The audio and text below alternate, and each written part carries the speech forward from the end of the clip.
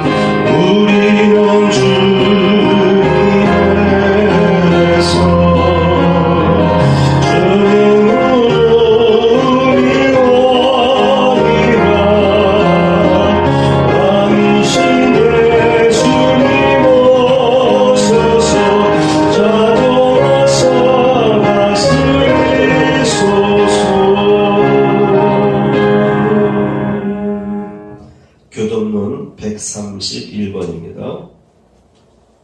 아멘. 자리에 앉습니다. 기도하겠습니다. 주님, 이 시간 주님의 존재에 나와서 사마음만으로 예배드리기를 원합니다. 주님, 우리의 심령 속에 여전히 남아있는 죄악이 있사오니 우리의 모든 죄악을 덮어주시옵소서.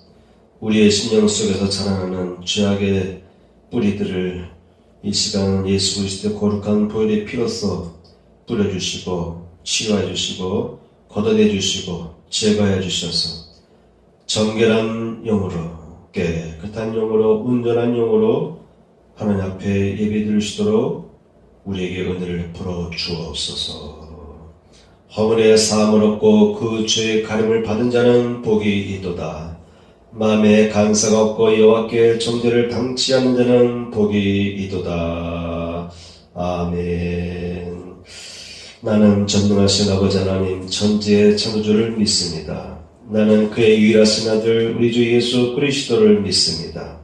그는 성녀로 잉태되어 동유녀 마리아에게서 나시고 본디오 빌라도에게 고난을 받아 십자가에 못 박혀 죽으시고 장사된 지 사흘 만에 죽은 자 가운데서 다시 살아나셨으며 하늘에 오르시어 전능하신 아버지 하나님 우편에 앉아 계시다가 거기로부터 살아있는 자와 죽은 자를 심판하러 오십니다. 나는 성령을 믿으며 거룩한 공교회와 성도의 교제와 죄를 용서받는 것과 몸의 부활과 영생을 믿습니다. 아멘. 147장입니다.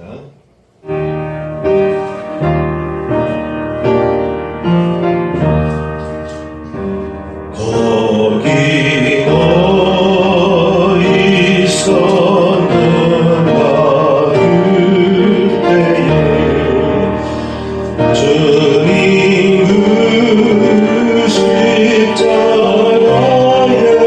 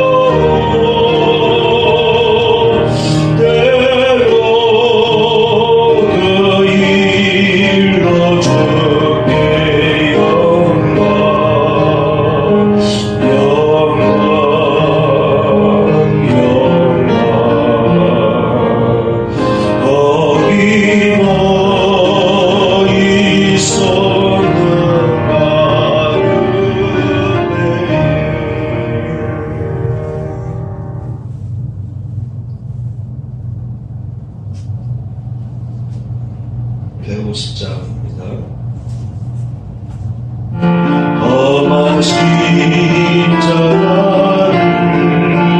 내가 사랑하고 저가 보혈을 흘리니라. 죄와 승리를 얻기까지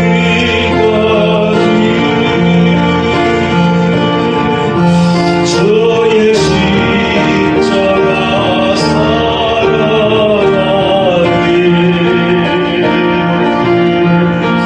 피난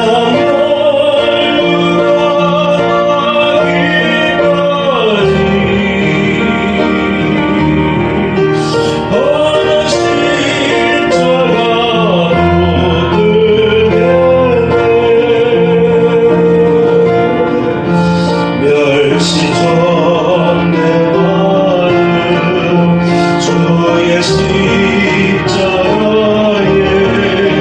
나의 마음이 끌려가. 귀한 어린 양이 세상 죄를 지고 험한 십자가 지셔보다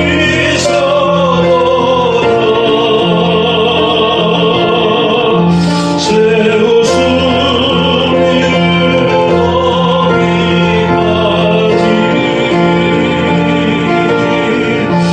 저의 십자가 살아나리.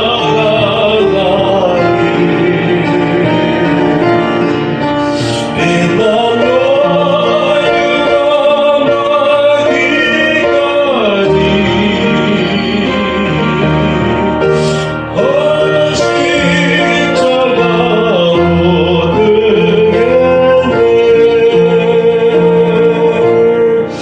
험한 십자가에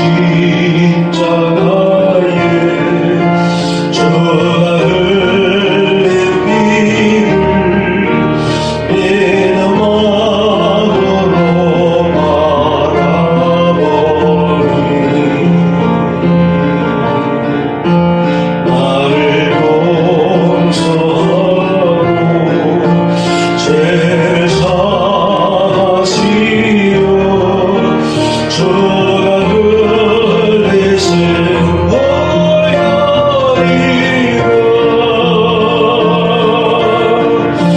최후 승리를 얻기까지 주의 십자가 살아나리.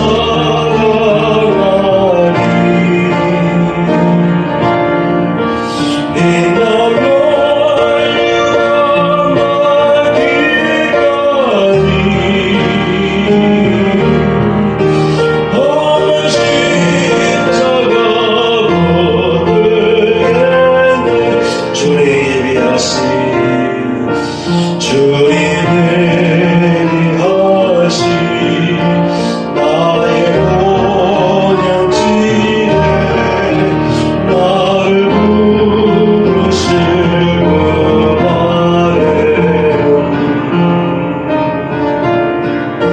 영광 중에 계신 우리 주와 함께 내가 죽도록 충성하리.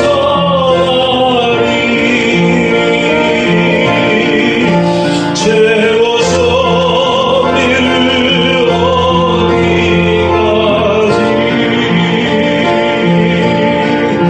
주의 십자가 살아나리.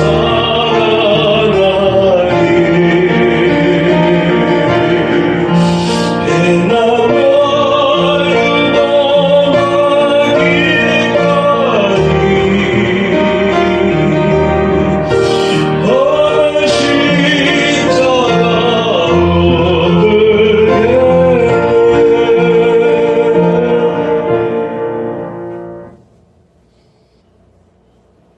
오늘 말씀은 마태복음 27장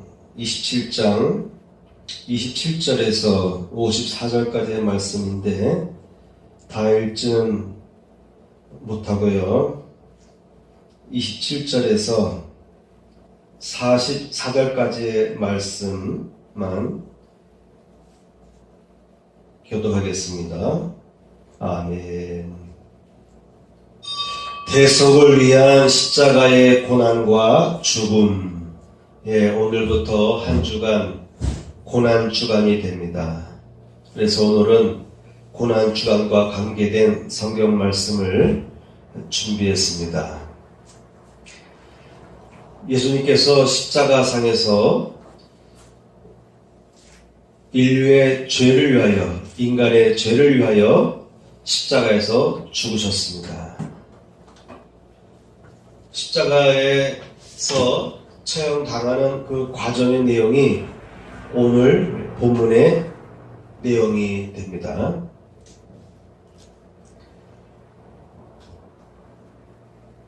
한 주간을 살아가면서 오늘 전하에 전한 이 말씀과 함께 보신 성경 말씀들을 자주 이렇게 읽으시고 묵상하면서 경건하게 지내시기를 바랍니다. 첫 번째 생각할 것은 대속의 십자가라고 하는 것입니다.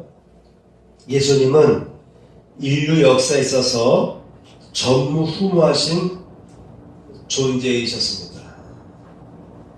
과거에도 예수님 같은 분은 없으셨고 앞으로도 혹시 천년의 역사가 더 이어진다 할지라도 앞으로도 예수 그리스도 같은 분은 이 땅에 오실 수가 없습니다. 오직 2000년 전에 오신 예수 그리스도로 인해서 인간의 죄는 용서함 받았습니다. 그래서 예수님은 구원자시고요, 만왕의 왕으로서 이 땅에 오셔서 우리 인간의 죄를 용서하시고 구원하시는 길을 열어놓으신 거예요. 이것이 바로 십자가 사건이 의미하는 바인 것입니다.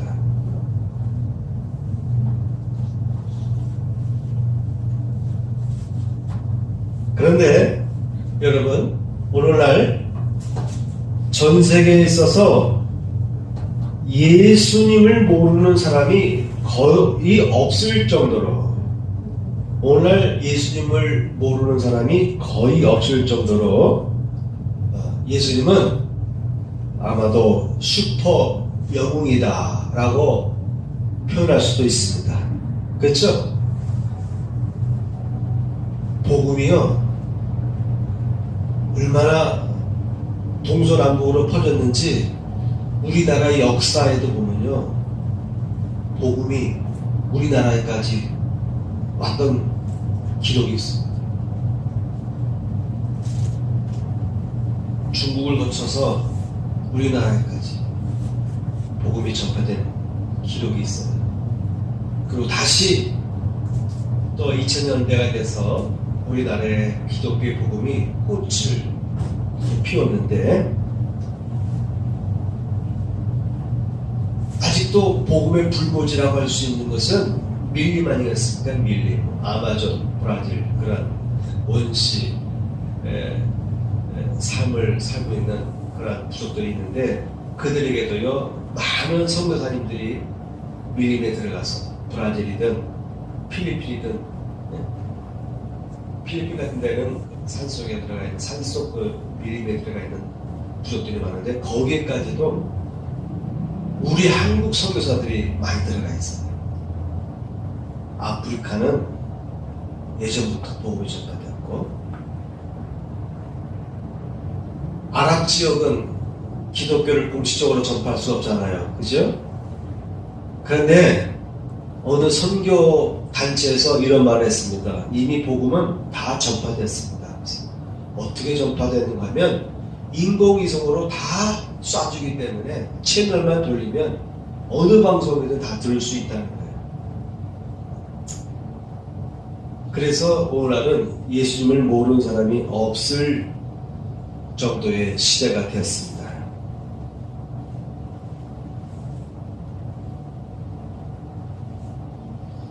그런데 이 예수님은요, 인간의 방식, 세상의 방식으로 포장하거나 위세를 떨치거나 역사하시지 않으셨다고 하는 것입니다.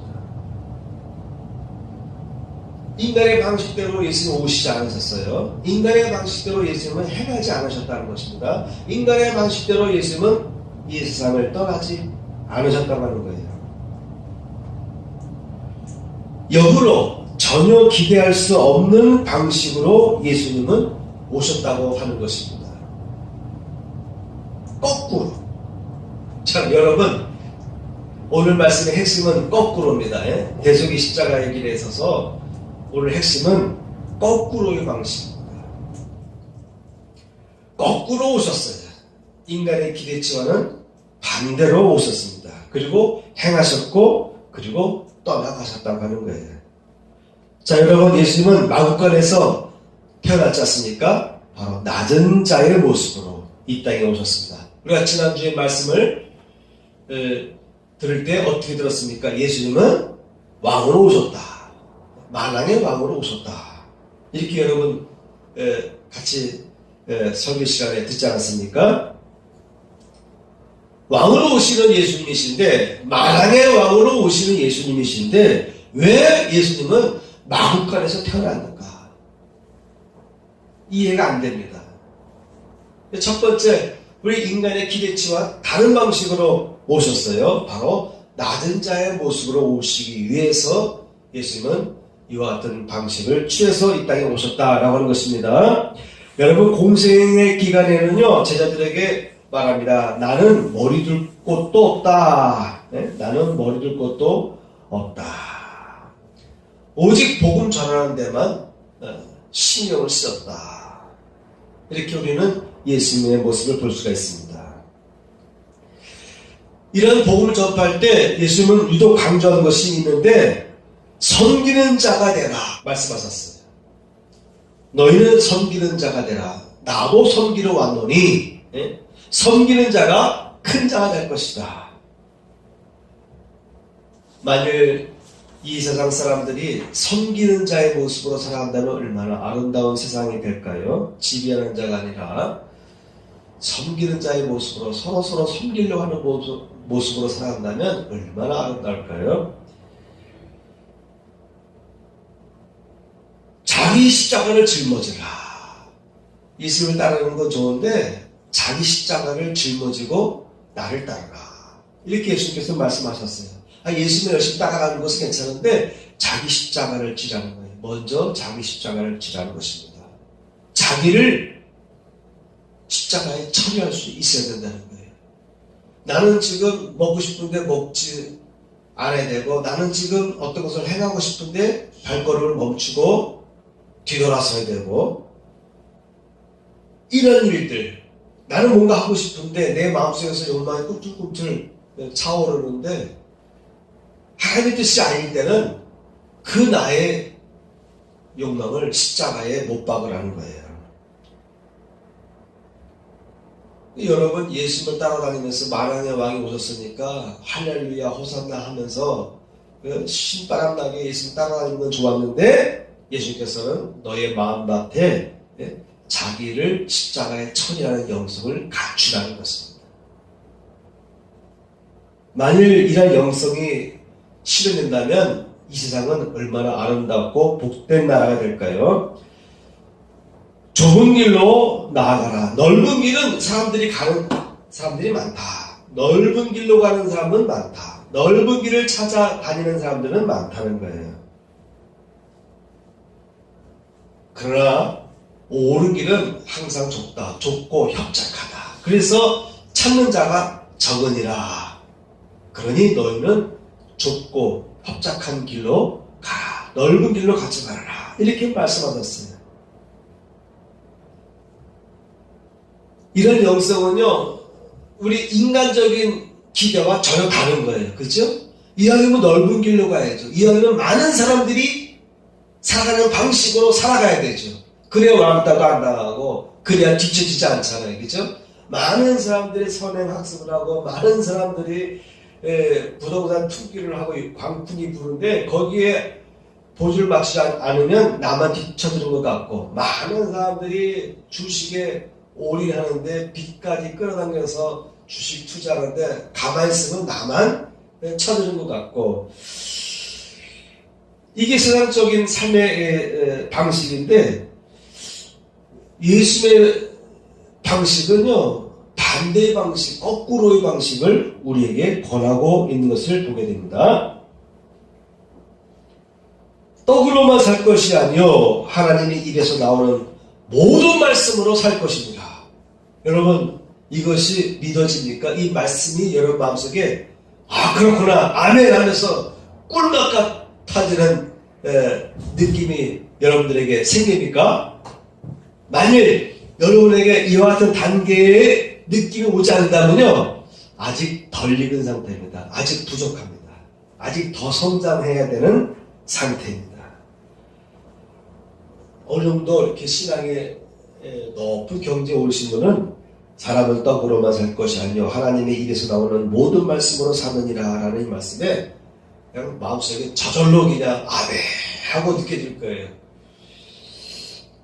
신령이 가난한 자가 되겠다. 우리 마음속에 자꾸 신령을 부한 자가 돼야 돼요. 그죠? 어떤 사람은 막 꿈이 부풀어요. 어떤 사람은 막 생각이 막 가득 차 있습니다. 이것도 해야 되겠고 저것도 해야 되겠고 하고 싶은 것은 많은 거예요. 예? 하고 싶은 것은 많은데 시간이 부족할 정도로 자리에 앉기만 하면 여러 공상들이 확 떠오를 수가 있습니다. 물론 하나님께서 주시는 비전이 있어요. 하나님께서 여러분들에게 비전을 주실 때도 그와 비슷한 현상이 일어나요. 그런데 하나님께서 주시는 비전이 아닌데도 막 머리가 복잡해져요. 어느 때는 이거 하고 싶고 어느 때는 이거 하고 싶고 막 생각이 어떨 때는 이것에 올인하려고 하다가 어떨 때는 또 갑자기 방향 바꿔서 이쪽으로 올인하고 이렇게 되는 경우가 있어요. 어떤 분이 이런 말을 했어요. 사단의 역사와 하나님의 역사의 차이가 뭐냐? 사단의 역사는요, 급하게 이렇게 몰아친대. 그러니까 어떤 기회가 있을 때 이거 지금 당장 안 하면 안 돼. 그래서 막 조급해가지고 막 급하게 일을 추진하게 된대요. 근데 하나님의 역사는 그렇게 역사하지 않는데요. 차분하게 역사하신다는 거예요. 근데 마귀는 항상 조급하게 급하게 지금 당장 안 하면 안 될 것처럼 막 몰아붙인대요. 그래서 말부터가 조급한 말을 쓰게 되고, 하나님께서 역사하시는 말은 항상 천천히 항상 안정되게 마음의 믿음이 있으니까 이리 가든 저리 가든 하나님께서 날 도와주실 걸 믿으니까 내가 가는 길이 하나님께서 함께하는 길이고 이것이 복된 길인 걸 알고 있기 때문에 마음에 여유가 있는 거예요. 근데 마귀 역사는요, 막 급하게 만든다는 거예요. 급하게.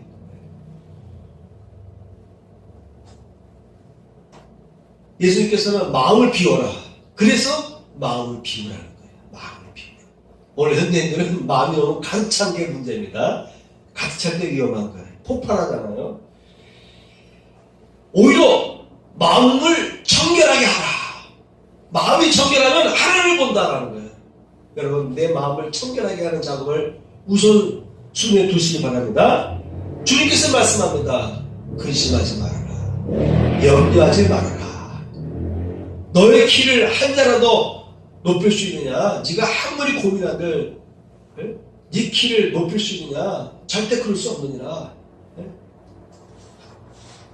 하늘나는 새를 봐라. 들의 백합화를 봐라. 하나님이 입히시고 기르시고 키우나니 너희일까 보냐. 여러분은 하나님의 자녀라고 했잖아요. 자녀의 권세를 갖고 있는 존재가 여러분들이에요. 그래서 염려하지 말고 근심하지 말라. 세상은 자꾸 염려하게 만들어요. 세상은 자꾸 근심하게 만듭니다. 네? 여러분, 뉴스도 자꾸 엉뚱한 뉴스를 터뜨리면서 자꾸 어느 쪽으로 이렇게 몰아치울 때가 있어요. 나라 망할 것처럼, 네? 막 근심 걱정으로 몰아치는 경우가 있어요. 염려하지 말고 근심하지 말라고 했어요. 우리 그리스도인들일수록 이걸 잘해야 됩니다. 그리스도인들이 나라의 잘못된 그래서 사람들이 말이죠. 나가야 해요. 불길한 예감을 확 퍼뜨리는 사람들이 있어요. 그거는 하나님의 뜻이 아니에요. 하나님에 속한 길이 아닙니다. 예수님께서는 염려하지 말아라. 진짜 근심 있으면 기도하라 그랬어요. 진짜 근심 있으면 기도하라. 금식하며 자중하고 섬기는 자세로 낮은 자세로 하나님께 구하는 거예요. 이 나라를 누가 지킵니까? 하나님이 지켜주셔야 돼요. 그죠? 개인의 삶에서도 염려하지 말아요. 자꾸 염려하는 사람은요, 이게 병적인 단계에 있다. 이렇게 생각하시기 바랍니다. 아, 나는 지금 병들었구나. 마음이 병들었네. 내가 병들었네. 이렇게 생각하시기 바랍니다. 이거 자연스러운 거야. 이러지 마세요. 염려가 자꾸 내 속에서 생겨서 나를 힘들게 하면, 아, 나 병들었네. 염려병 들어왔네. 더 나아가서는 이거 마귀가 자꾸 나를 염려하게 하네. 예수 이름으로 떠나갈지어다. 이렇게 선포하시기 바랍니다. 오직 하나님을 믿고 의지하며 살라고 예수님께서 말씀하셨어요. 그러니까 모든 것이 거꾸로의 삶이에요. 세상은 주의 염려하라고 그러는데 세상은 모든 것을 다 취해서 네 몸속에 채우라고 그렇게 말하는데 하나님은 그렇지 않아요. 오히려 베풀어라. 너희 가진 것을 나눠주고 베풀고 섬겨라. 사랑을 나눠라. 이렇게 말씀하고 계십니다. 우리나라만 보더라도 큰 기업체 대표이사 이런 분들 있잖아요. 돈 얼마나 많이 했어요. 근데 죽을 때는 하나도 못 갖고 가. 어떨 때 돈 때문에 빨리 죽을 때 죽지 못하고 연명을 해가면서 병상에서 고생하면서 세상을 떠난 사람들이 있습니다. 돈이 많다고 해서 행복한 것이 절대 아니라고 하는 것이죠.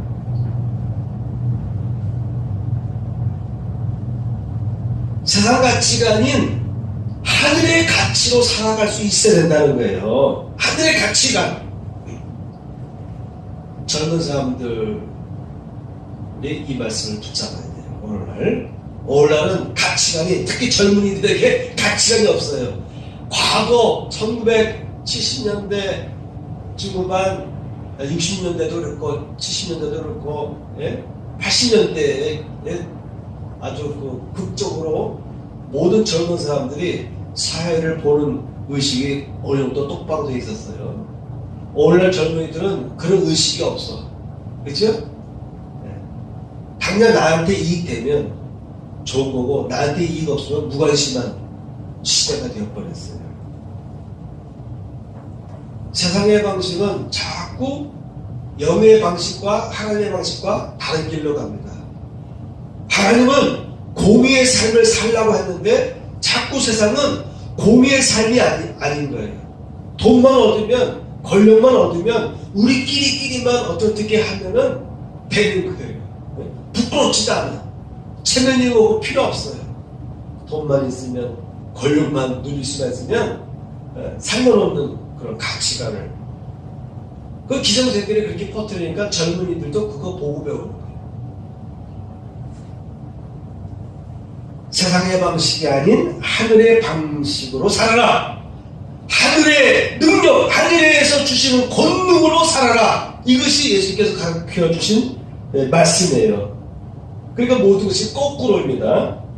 여러분 다니엘을 보면 다니엘 1장에 보니까 다니엘이 어렸을 때 선택받았어요. 똑똑한 사람들을 다 모아가지고 일정 기간 동안 이렇게 훈련을 시키는데 박사로 세우기 위해서 음식부터가 아주 고급 음식이 나왔어요. 그럴 때 다윗이 말합니다. 나는 왕이 먹는 음식과 술을 마시지 않겠습니다.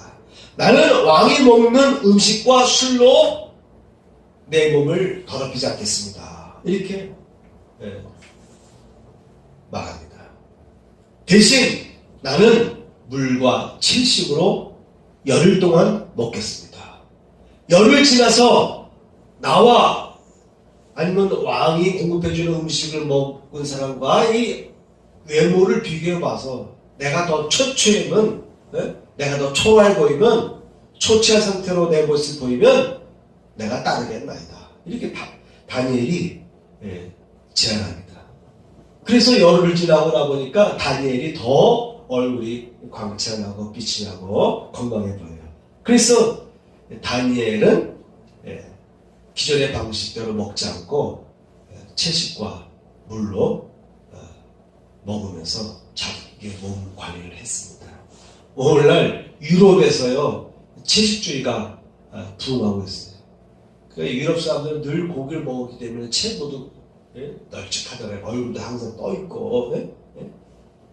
그런데 오늘날 스페인이든 저 유럽에 보면은 고기만 먹던 사람들이 지금 자꾸 고기를 안 먹으려고 그러고 채식을 먹으려고 해요. 우리 한국 사람 따라서 자꾸 채식주의로 가고 있습니다.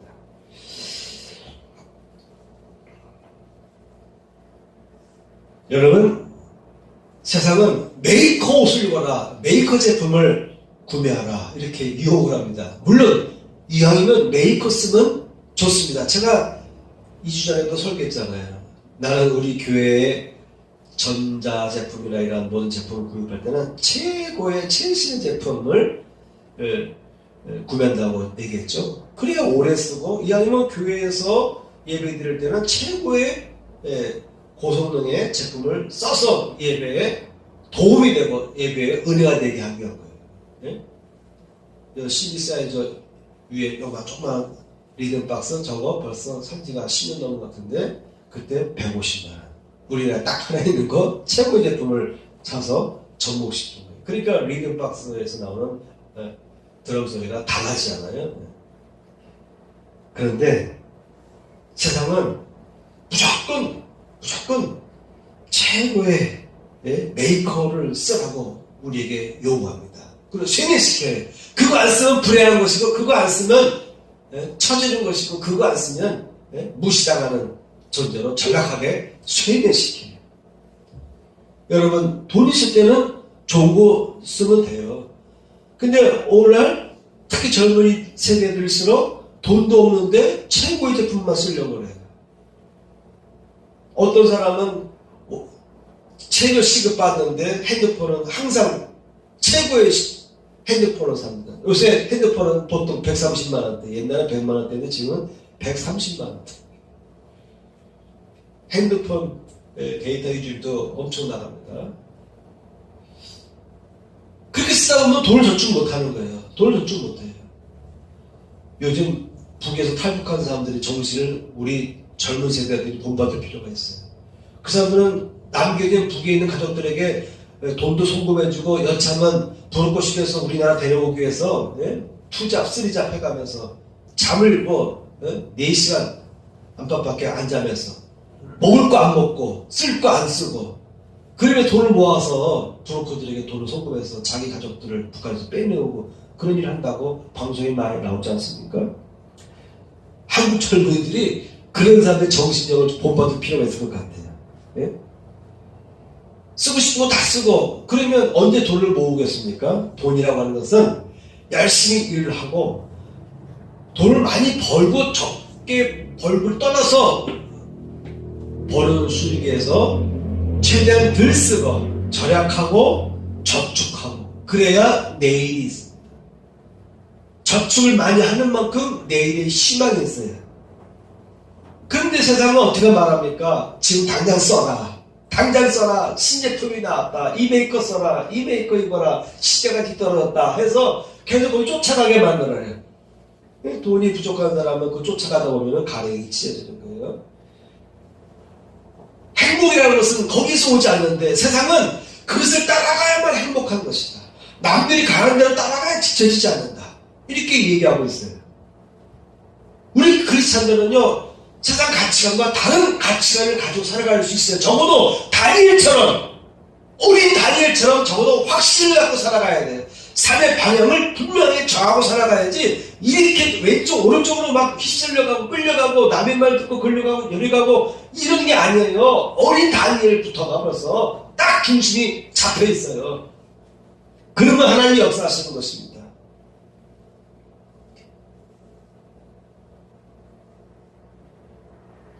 세상은 지금 당장 소유하라 이렇게 요구합니다.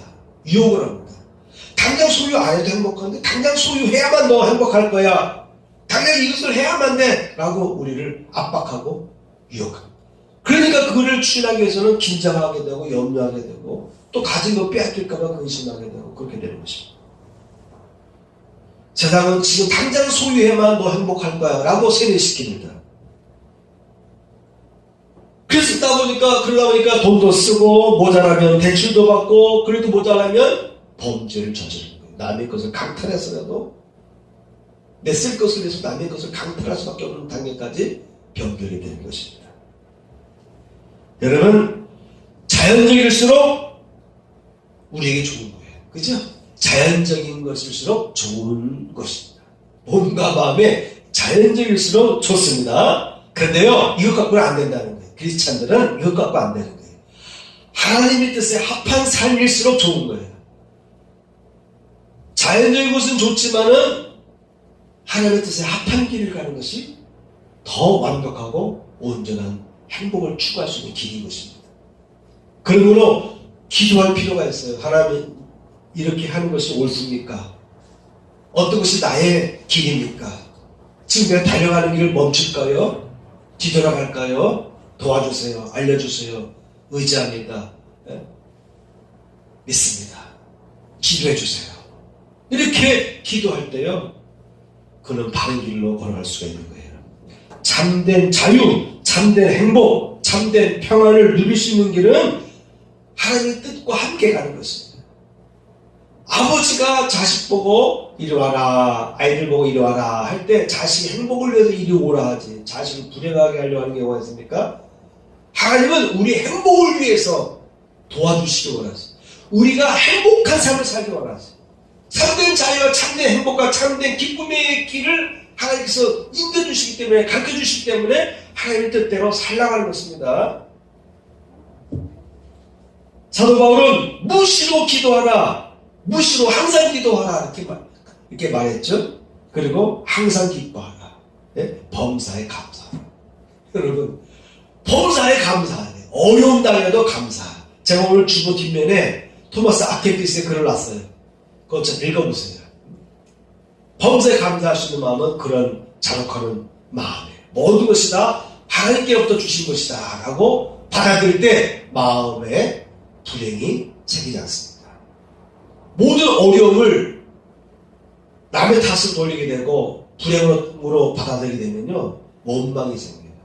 근데 오늘 주보 뒷면에 있는 토마스 아켄피스가 쓴 그 글을 마지막 부분에 그 시 글을 보게 되면요, 어떤 어려움이 오더라도요, 내 마음의 평안을 유지할 수가 있어요.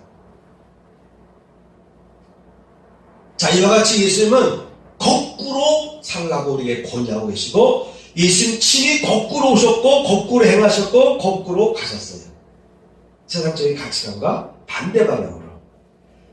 그게 바로 대속의 십자가라는 거예요.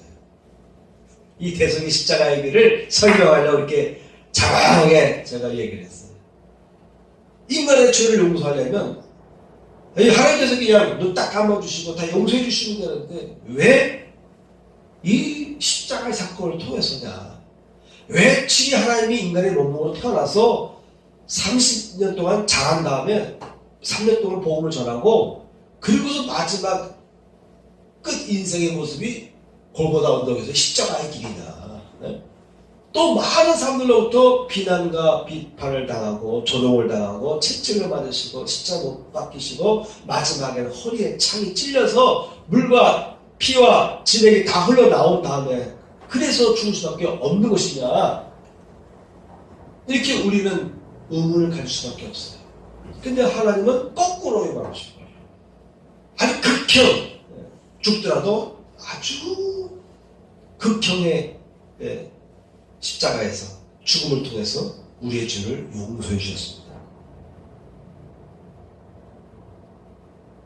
자, 여기 세 가지를 봅니다. 왜 대속의 십자가인가? 첫째, 인간이 범한 죄의 값은 죽음으로만 사하여질 수 있다는 것을 계시한 사건이에요. 그만큼 우리의 죄가 중하다는 거예요. 심각한 죄가 우리 모든 인간의 몸속에 있다는 거예요. 둘째, 인간의 죄는 다른 사람의 죽음으로 결코 대속해 줄 수 없다는 거예요. 성인군자가 나타나서 대신 죽으면 되지 않습니까? 이게 세상의 방식인데 하나님의 방식은 그게 아니야. 오직 하나님께서 직접 인간의 몸으로 오셔서 대신 죽어주는 길 밖에는 인간의 인류의 죄를 용서해 줄 수 있는 길이 없다는 거예요.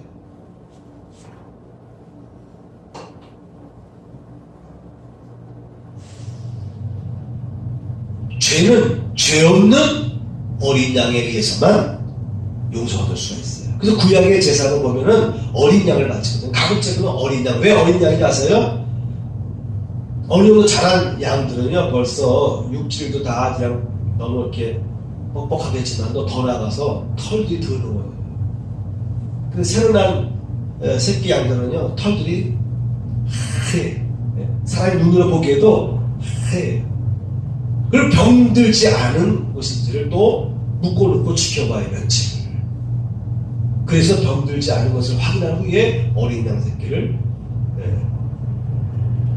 바친 피해 제사를 드리는 거예요. 그래서 인간의 죄가 용서받았어요. 구약 시대는. 근데 인간은 죄 안 지은 자가 없거든요. 성인군자라도 죄 안 지은 자가 없거든요. 그래서 인간으로는 대신 용서받을 수가 없어요. 그래서 하나님만, 죄 없으신 하나님만이 용서할 수가 있어요. 그래서 하나님이 직접 인간의 몸으로 이 땅에 오신 거예요. 두 번째는 다른 사람의 죄로는 대속할 수가 없다. 세 번째가 그래서 하나님만이 대신 용서해 줄 수 있다. 이 세 가지를 계시한 사건이 십자가 사항에서의 대속의 십자가 사건입니다. 이걸 이해하시기 바랍니다. 특히 첫 번째, 그만큼 죄는 심각하다. 우리가 짓는 죄는 극형으로 다스릴 수밖에 없는 그렇게 심각한 죄다. 여러분 죄를 멀리하시길 축원합니다. 아멘. 자, 두 번째입니다. 십자가 위에서 남기신 예수님의 마지막 말들을 전하겠습니다. 고난주간이기 때문에 적어도 이 말씀들은 자주 묵상하시기 바랍니다. 첫째, 누가복음 23장 34절, 누가복음 23장 34절 보면은 이에 예수께서 이르시되 아버지 저들을 사하여 주옵소서 자기들이 하는 것을 알지 못함이니이다. 예수님은 십자가에서 체험당하면서도 조롱과 멸시를 당하면서도 아버지여 저들을 용서해 주소서 자기들이 하는 것을 알지 못함이니이다. 이렇게 말씀하셨습니다. 자, 두 번째, 예수께서 이르시되 내가 진실로 내게 이르노니 오늘 내가 나와 함께 낙원에 있으리라 하시니라. 좌우편에 있던 두 제수들 중에 두 제수들의 반응에 대해서 왼편과 오른편의 사람들의 그들의 입에서 나온 반응에 대해서 예수께서 말씀하실 때 특히 오른편에 있는 제수를 향해서 오늘 내가 나와 함께 낙원에 있으리라. 구원받았다 이 말이에요. 십자가상에서 죽는 순간에도 예수님은 한 사람을 구원하셨어요. 셋째, 예수님께서 그 모친과 사랑하는 제자가 곁에 서 있는 것을 보시고 그 모친께 말씀하실 때 여자여 보소서 아들이니이다 하시고 또 그 제자에게 이르시되 보라 내 어머니라 하신데 그때부터 그 제자가 자기 집에 모십니다. 예수님은 자기 어머니를 인간적인 차원에서 어머니로 이렇게 섬기지 못했어요. 왜냐하면 공적 생활 때문에. 예수님은요, 인간이면서도 하나님이시거든요. 그래서 어머니 이렇게 안 하고요, 여자요 하면서 어느 정도 거리를 뒀어요. 근데 캐톨릭에서는 말이죠, 예수님의 어머니 마리아를 뭐 신적인 단계로 우상화시켰어요. 예수님이 승천했듯이 마리아도 승천했다. 예수님이 죄 없듯이 마리아도 죄가 없으신 분이시다. 영원한 동정녀시다. 이렇게 엉뚱한 소리, 성경에 없는 소리를 교인들에게 세례시킵니다. 이거 잘못된 거예요. 예수께서 말씀하시기를 여자여 그랬거든요. 어머니 한 적이 없어요. 여자여. 나와 무슨 상관이 나니까. 자꾸 이 거리를 뒀던 것은 육적으로는 어머님이지만 또 영적으로는 아니잖아요. 예수님이 하나님이시잖아요. 그게 어느 정도 거리를 둔 거예요. 그러면서도 인간적인 도리를 다하기 위해서 옆에 있는 요한에게 이제부터 너희 어머니다 잘 모셔라 이렇게 마지막 부탁을 하셨습니다. 여자여 보소서 아들이니이다. 이게 유일하게 예수님께서 어머니에게 아들로서 그 모습을 보이신 내용이 되겠습니다. 마지막에는 제9시쯤에 예수께서 크게 소리질러 이르시되 엘리 엘리 라마 사박다니 하시는 이는 나의 하나님 어찌하여 나를 버리셨나이까 라는 뜻이다라고 되어 있습니다.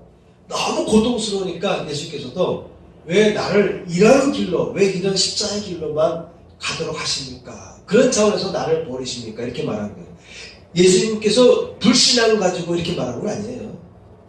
꼭 예수님도 인간이니까, 지금 인간이니까 인간 차원 생각해 볼 때 꼭 이렇게 죽어야 되겠습니까? 아까 얘기한 대로 거꾸로.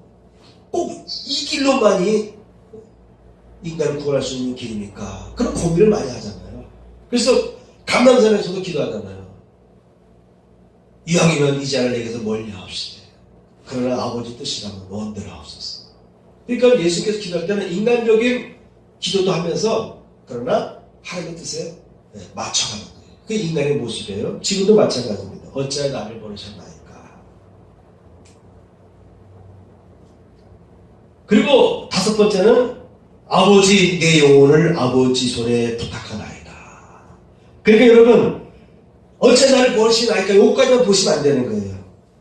그것은 마태복음 27장에서. 그런데 누가복음에는 아버지 내 영혼을 아버지 손에 부탁하나이다 하고 이 말씀을 하신 후 숨지시니라. 자, 떠오르시죠? 내 원대로 마옵시고 아버지 뜻대로 하옵소서. 할 수가 있거든. 이 자를 내게서 멀리 하시되 마지막은 뭐라고요? 아버지의 원대로 하옵소서. 내 뜻대로 마시고 아버지 원대로 하옵소서. 어찌하여 나를 버리시나이까? 여기까지만 기억한 사람이 있는데 그러나 누가복음에 보면은 아버지 내 영혼을 아버지 손에 부탁하나이다. 이렇게 기도하고 숨을 마치셨습니다. 그리고 요한복음을 보면 예수님께서 신포도주를 받으신 후 가라사대 다 이뤘다 하시고 머리를 숙이시고 영원히 돌아가십니다. 이렇게 기록되어 있어요. 여러분 늘 강조하지만 성경은 전체를 봐야 돼. 마태복음만 봐도 안 되고 마가복음만 봐도 안 되고요. 마태, 마가, 누가, 군간복음에는 어떻게 기록되는가. 지난주 제가 얘기했죠. 각 사람은 자기의 관심하는 바에 따라서 어떤 단어를 집중적으로 포착하고 듣고 기억한다라고 되어 있어요. 그래서 요한복음에 보면 다 이뤘다. 그때 군병 중에 한 사람이 예수님께 신포도주를 드시도록 제공했어요. 그래서 예수께서는 그 신포도주를 마셨습니다. 목마르고 고통스러운 거예요. 목마르고 고통스러울 때 누군지 모르지만 어느 병사가 신포도주를 이렇게 마실 수 있도록 제공해 주었어요. 근데 다 이뤘다고 되어 있어요. 예수께서는. 왜? 구약 성경에 그렇게 되어 있거든요. 예수님께서 신포도주를 마신다고 되어 있거든요.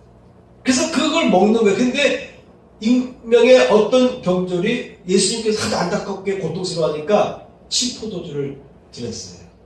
왜냐하면 당시에 이 포도주는 음료로서 갈증을 해소도 하지만 여기 모략을 타고 여러 가지 방식을 취하게 되면요, 이것이 진통제 효과가 돼요.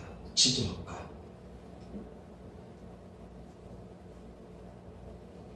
그래서 여러분 마태복음에 보게 되면은 신포도주에 다른 것을 이렇게 첨가시켜요. 그래서 그 포도주를 마시게 해요. 그러니까 진통제인 것입니다. 마지막 결론입니다. 항상 두 부류로 나뉘어진다. 항상 두 부류로 나뉘어진다. 똑같이 예수님을 봤어요. 예수님의 기적도 다 봤습니다. 소문도 들었습니다. 직접 눈으로 봤습니다. 그리고 지금 본문의 내용은 예수께서 마지막 십자가에 달리기 전에 내용을 우리 함께 아까 읽었어요. 병사들이 조롱을 하고 채찍을 하고 침을 뱉고 뺨을 때리고 머리 가시관을 씌우게 하고 대제사장과 바리새인들, 서기관들, 안다고 하는 종교 지도자들 그리고 많은 군중들이 그렇게 예수님을 향해서 비아냥거렸어요. 그런데 그 와중에도 십자가 상했을 때 왼편의 제수와 오른편의 제수가 달라져요. 왼편의 제수는 예수를 원망합니다. 원망해요. 그런데 오른편의 제수는요 오히려 왼편의 제수를 나무라면서 신앙 고백적인 말을 합니다. 저분은 죄가 없으신데 돌아가십니다. 그때 그 얘기를 듣고 이 두 제수 얘기를 듣고 예수님께서 오른편에 있는 제수에게 말하기를 너는 나와 함께 오늘 나그네 임할 것이다. 왜냐하면 그 오른편의 제수가 그렇게 말했거든요. 이렇게 말했거든요. 예수여 당신의 나라에 임하실 때에 나를 기억하소서.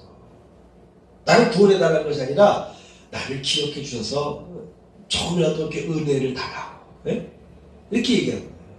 그럴 때 예수님께서는 너는 오늘 나와 함께 나무에 있을 것이다. 이렇게 말씀했어요. 똑같은 상황에서도요. 왼편과 오른편이 나눠지는 거예요. 똑같은 상황 속에서도요. 비아냥거리는 사람들이 있는 거예요. 비아냥거리는 대제사장부터 시작해가지고. 근데 자 병사들 중에 이상한 사람들이 있었어요. 자 보세요.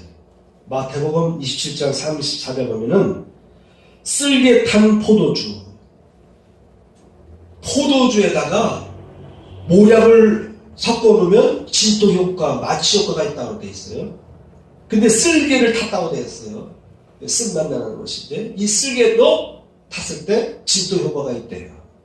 어느 병사가 쓸개 탄 포도주를 예수께 주어 마시게 하려 하였더니 예수께서 맛보시고 당연히 쓰시죠. 쓰니까 아무리 갈증 나도 마시고자 하지 아니하시더라. 누군가 어느 병사가 이 짓을 한 거예요. 다 멸시하고 조롱하는데 예수께서 하도 십자가상에서 얼마나 힘들어하는 모습을 보니까 뭔가 도와주고 싶었던 마음이 생겼던 것 같아요. 그래서 쓸개 탄 포도주를 드렸어요. 그리고 또 다시 한번 같은 사람인지 다른 사람인지 모르지만 마태복음 27장 48절 보면은 그 중에 한 사람이 곧 달려가서 해면을 가져다가 신포도주에 적시어 갈대에 깨어 마시게 하거늘. 결국은 포도주를 마시게 하셨어요. 근데 이런 사건은 이미 구약 성경에 이미 예언되어 있어요. 예수께서 신포도주를 마시면서 세상 떠나는 고난당하는 기록이 있거든요. 그래서 그거를 마십니다. 마시면서 다 이뤘다 하시고 주님은 숨을 고정되는 거예요. 자, 똑같은 상황에서도 보고 듣고서도요 판단하지 못하고 깨닫지 못하고 엉뚱한 소리 하는 사람들이 있어요. 몰라 우리나라도 그런 상황들이 벌어지는 것 같아요. 세계 어느 나라도 마찬가지예요. 똑같은 사실 갖고도요, 똑같은 진리 갖고도요, 엉뚱하게 해석하고, 엉뚱하게 거부하는 사람들이 있어요. 근데 이렇게 익명의 어느 병사가 어떻게든 간에 예수님께 도와주려는 마음을 푸는 사람이 있어요. 똑같이 십자가에 매달려서도 주여, 저를 기억하소서. 이렇게 고백하는 사람이 있고, 예수님께 불평, 불만, 원망을 하는 죄수가 있어요. 여러분, 세상 사람들이 그래요. 세상 사람들의 우리 인간의 신성이 부패해지면요 그렇게 되는 겁니다. 보고도 몰라, 듣고도 이것이 옳은지 그른지를 못 깨달아요. 어느 것이 가짜고 어느 것이 진짜인지를 구분하지 못합니다. 쇠뇌당해가지고 마음이 병들고 내가 상해가지고 내가 병들어가지고요 판단이 흐리고 판단한 족족 거짓된 길을 선택하고 거짓된 길로 가는 사람들이 많아요. 그 와중에도 진리를 볼 수 있는 사람들이 있다. 여러분, 고난주간입니다.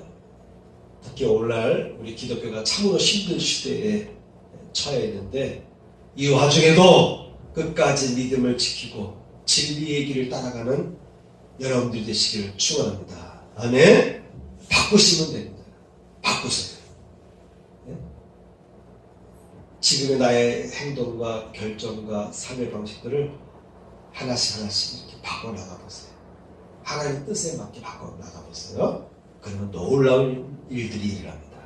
놀라운 하늘의 축복이 여러분에게 임합니다. 나도 모르게 허물어진 게 있어요. 제가 오늘 시간이 없어서 안 하지만 제가 약수터 위에 산책길을 지난주에 올라가 보니까 이만하게 큰 나무인데 밑에 다 썩었더라고. 깜짝 놀랐어요. 이만하게 그 붉은 나무인데 아직 서 있는 나무인데 아래부터 한 이 정도까지는 곰팡이 나고 썩었더라고. 또 돌다 보니까 어떤 나무는 한 20여 미터 쭉 곱게 자란 소나무 같은데 엎어졌어. 항상 그런 나무의 특징이 뭔지 아십니까? 뿌리가 짧아요. 우리가 산성으로 올라가다가 보면 산책길 보면 어떤 곳은요 나무 뿌리가 쫙 뻗어가지고 그것이 계단이 돼. 수많은 사람들 오르내리는데도 그 나무 뿌리가 부러지지 않고 닳지 않고 늘 그렇게 있어. 그 나무는 안 쓰러져요. 근데 꼭 자빠져 있는 나무들 보면요 뿌리가 짧아. 여러분, 나도 모르게 곰팡이가 여러분 밑부분부터 갉아먹기 시작합니다. 그래서 여러분, 거꾸로 가는 길밖에 없다. 거꾸로 고쳐나간다면, 거꾸로 행한다면, 할 뜻대로 가는 길, 거꾸로 간다면 여러분 곱게 자랄 수 있습니다. 어떤 풍랑이 와도 쓰러지지 않는 아주 건실한 나무가 될 줄 믿습니다.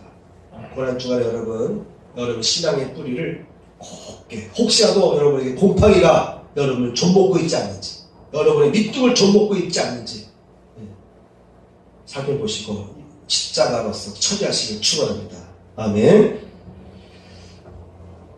다 같이 일어서서 밑하게 말씀 교도하겠습니다. 주님은 나의 죄를 속하기 위하여 십자가에서 대신 죽으셨습니다. 주여, 내 죄가 사하여졌습니다. 주님은 채찍에 맞으셨습니다. 제가 치료를 받았습니다. 찬양하겠습니다.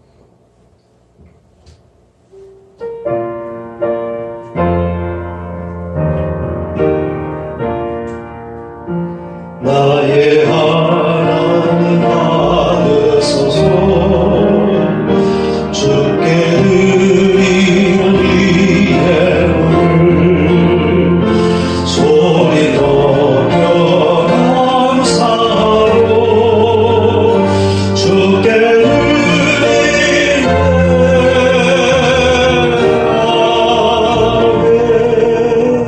아멘. 기도하겠습니다. 하나님 아버지, 오늘도 저희를 하나님의 복된 자녀로 선택하시고 이전에 서게 하시고 복을 받게 하시고 말씀으로 무장하게 하심을 감사합니다.